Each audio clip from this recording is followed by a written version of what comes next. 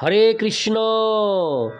আজ 12ই আশ্বিন 1432 ও 29শে সেপ্টেম্বর 2025 সোমবার। আজ দুর্গাপূজার মহাসপ্তমী।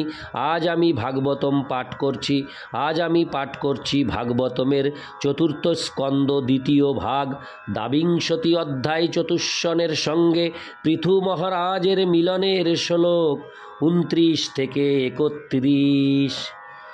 নারায়ণ হে নারায়ণ ভবভয়হরণম নারায়ণ। শ্লোক 29। নিমিত্তে সতি সর্বত্র জলদাবপি পুরুষ আত্মনশ্চ পরস্যাপি ভিদাং পশ্যতি নান্যদা। অনুবাদ: বিভিন্ন কারণের ফলে মানুষ নিজের ও অন্যদের মধ্যে পার্থক্য দর্শন করে, ঠিক যেমন জল, তেল অথবা দর্পণে একই শরীরের প্রতিবিম্ব ভিন্ন ভিন্ন রূপে দৃষ্ট হয়। তাৎপর্য: আত্মা এক এবং তিনি হচ্ছেন পরমেশ্বর ভগবান। তিনি সাংশ ও বিভিন্নাংশ রূপে প্রকাশিত হন। জীব হচ্ছে বিভিন্নাংশ, ভগবানের বিভিন্ন অবতারেরা হচ্ছেন সাংশ। এইভাবে ভগবানের বিভিন্ন শক্তি রয়েছে এবং বিভিন্নভাবে তাদের বিস্তার হয়। এইভাবে বিভিন্ন কারণে সেই একই তত্ত্ব পরমেশ্বর ভগবানের বিভিন্ন বিস্তার হয়। সেই উপলব্ধি হচ্ছে প্রকৃত জ্ঞান। কিন্তু জীব যখন উপাধির দ্বারা আচ্ছাদিত হয় তখন সে পার্থক্য দর্শন করে, ঠিক যেমন জল, তেল অথবা দর্পণে দৃষ্ট নিজের প্রতিবিম্বকে ভিন্ন বলে মনে হয়। জলে যখন কোনো কিছুর প্রতিবিম্ব দেখা যায় তখন তা সচল বলে মনে হয়। বরফে যখন সেই প্রতিবিম্ব দেখা যায় তখন তা স্থির বলে মনে হয়। যখন তা তেলে প্রতিবিম্বিত হয়, হরে কৃষ্ণ, প্রতিবিম্বিত হয় তখন তা অস্পষ্ট বলে মনে হয়। একই বস্তুকে এইভাবে বিভিন্ন অবস্থায় ভিন্ন ভিন্ন রূপে দৃষ্ট হয়। যখন সেই মাধ্যম সরিয়ে নেওয়া হয় তখন সমস্ত বস্তুটিকে এক বলে প্রতীত হয়। পক্ষান্তরে বলা যায় যে কেউ যখন ভক্তিযোগ অনুশীলনের ফলে পরমহংস বা জীবনের সিদ্ধ অবস্থা প্রাপ্ত হয় তখন তিনি শ্রীকৃষ্ণকেই কেবল সর্বত্র দর্শন করেন। তার কাছে তখন আর অন্য বস্তু থাকে না। এর থেকে এই সিদ্ধান্ত করা যায় যে বিভিন্ন কারণের ফলে জীবাত্মা পশু, মানুষ, দেবতা, বৃক্ষ ইত্যাদি রূপে দৃষ্ট হয়। প্রকৃতপক্ষে সমস্ত জীবই হচ্ছে পরমেশ্বর ভগবানের তটস্থা শক্তি। তাই ভগবদ্গীতায় 5:18 বিশ্লেষণ করা হয়েছে যে যিনি প্রকৃতই আত্মাকে দর্শন করেন তিনি একজন বিদ্বান ব্রাহ্মণ। একটি কুকুর, একটি হাতি অথবা একটি গাভীর মধ্যে কোনো পার্থক্য দর্শন করেন না। পণ্ডিতা সমদর্শিন। যিনি প্রকৃতই পণ্ডিত তিনি কেবল জীবাত্মাকেই দর্শন করেন, বাহ্য আবরণ দর্শন করেন না। অতএব ভেদ হচ্ছে বিভিন্ন কর্মের ফল, এবং আমরা যখন সকাম কর্ম বন্ধ করে তা ভগবদ ভক্তিতে রূপান্তরিত করি তখন আমরা বুঝতে পারি যে রূপের পার্থক্য সত্ত্বেও আমরা পরস্পর থেকে ভিন্ন নই। তা কেবল কৃষ্ণ ভক্তিতেই সম্ভব।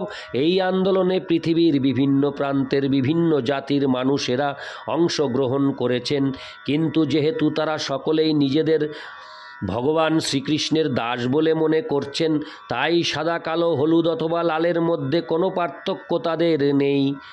তাই কৃষ্ণ ভাবনামৃত আন্দোলনই হচ্ছে জীবদের সমস্ত উপাধি থেকে মুক্ত করার একমাত্র উপায়।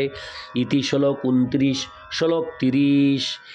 ইন্দ্রিয়ৈর্বিষয়াকৃষ্টৈরাক্ষিপ্তং ধ্যায়তাং মনঃ চেতনাং হরতে বুদ্ধে স্তম্ভস্তোয়মিব হ্রদাৎ।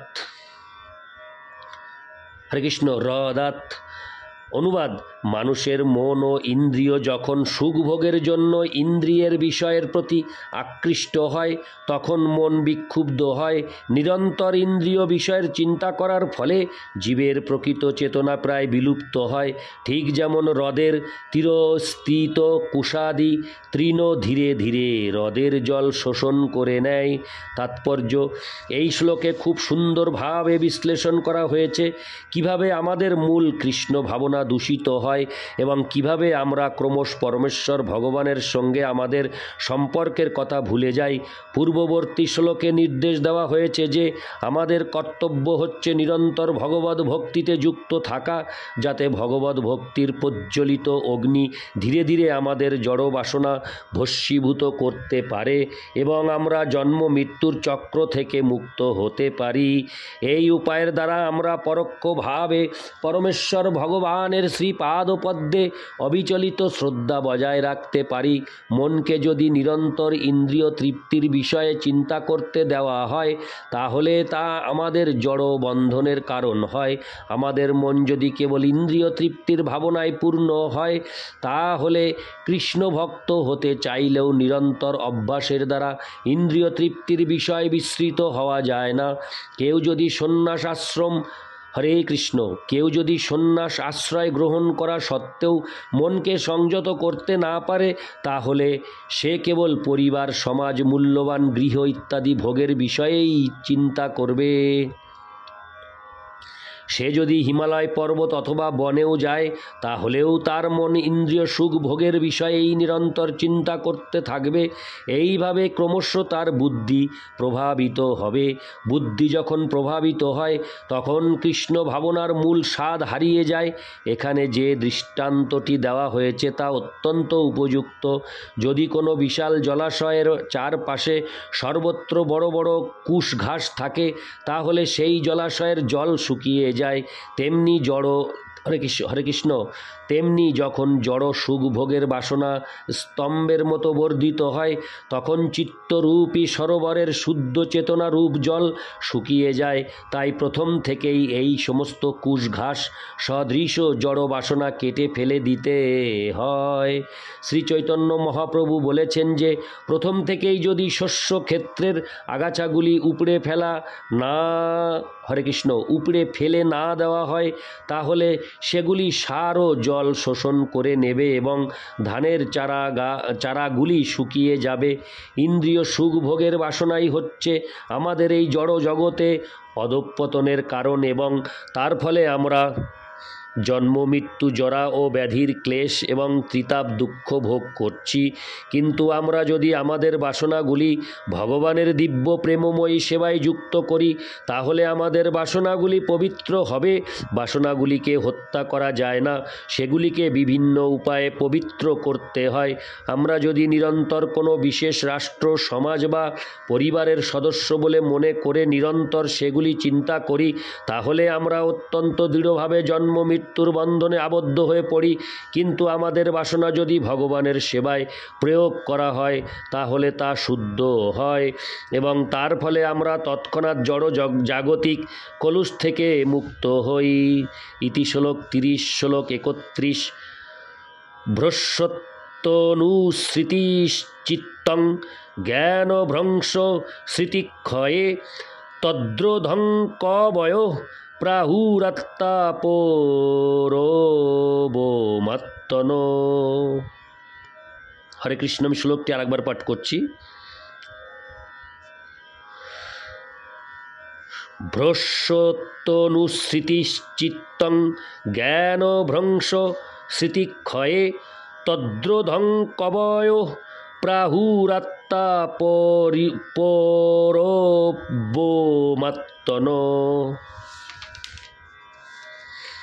অনুবাদ: জীব যখন তার মূল চেতনা থেকে ভ্রষ্ট হয় তখন সে তার পূর্বস্থিতি স্মরণ করার ক্ষমতা হারিয়ে ফেলে অথবা তার বর্তমান স্থিতি বুঝতে পারে না। স্মৃতি যখন হারিয়ে যায় তখন অর্জিত জ্ঞান এক ভ্রান্ত আধারের ভিত্তিতে আহরণ হয়।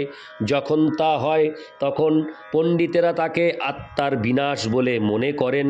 তাৎপর্য: জীব অথবা আত্মা নিত্য ও শাশ্বত, তার কখনো বিনাশ বিনাশ হয় না, কিন্তু প্রকৃত জ্ঞান যখন কাজ করে না তখন পণ্ডিতেরা বলেন যে তার বিনাশ হয়েছে।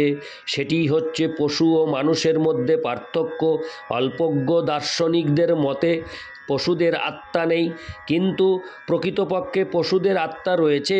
পশুদের অজ্ঞানের আবরণ এতই প্রবল যে মনে হয় যেন তাদের আত্মা হারিয়ে গেছে। আত্মা ব্যতীত শরীর সক্রিয় হতে পারে না। সেটিই হচ্ছে জীবিত দেহ ও মৃতদেহের মধ্যে পার্থক্য। আত্মা যখন দেহ থেকে বেরিয়ে যায় তখন দেহটিকে বলা হয় মৃত। যখন প্রকৃত জ্ঞান প্রদর্শিত না হয় তখন বলা হয় যে আত্মার বিনাশ হয়েছে। আমাদের মূল চেতনা হচ্ছে কৃষ্ণ চেতনা, কারণ আমরা শ্রীকৃষ্ণের বিভিন্ন অংশ। এই চেতনা যখন ভ্রান্তভাবে পরিচালিত হয় তখন জীব জড় পরিবেশে প্রক্ষিপ্ত হয় এবং তখন তার মূল চেতনা কলুষিত হয়। তখন সে মনে করে যে সে জড় উপাদান থেকে অদ্ভুত। এইভাবে জীব পরমেশ্বর ভগবানের বিভিন্ন অংশ রূপে তার প্রকৃত স্মৃতি হারিয়ে ফেলে। ঠিক যেমন নিদ্রিত ব্যক্তি তার প্রকৃত পরিচয় ভুলে যায়। যখন এইভাবে প্রকৃত চেতনার ক্রিয়া রুদ্ধ হয় তখন এক ভ্রান্ত পরিচিতির ভিত্তিতে বিনষ্ট আত্মা তার কার্যকলাপ সম্পাদন করে। বর্তমানে মানব সমাজ দেহাত্মবুদ্ধির ভ্রান্ত স্তরে কার্য করছে। তার ফলে বলা যায় যে বর্তমান যুগে মানুষের আত্মা বিনষ্ট হয়েছে এবং সেই সূত্রে তাদের অবস্থা পশুদের থেকে কোনো অংশে উন্নত নয়। ইতি শ্লোক 31। নারায়ণ হে নারায়ণ ভবভয় হরিণম নারায়ণ। হরে কৃষ্ণ।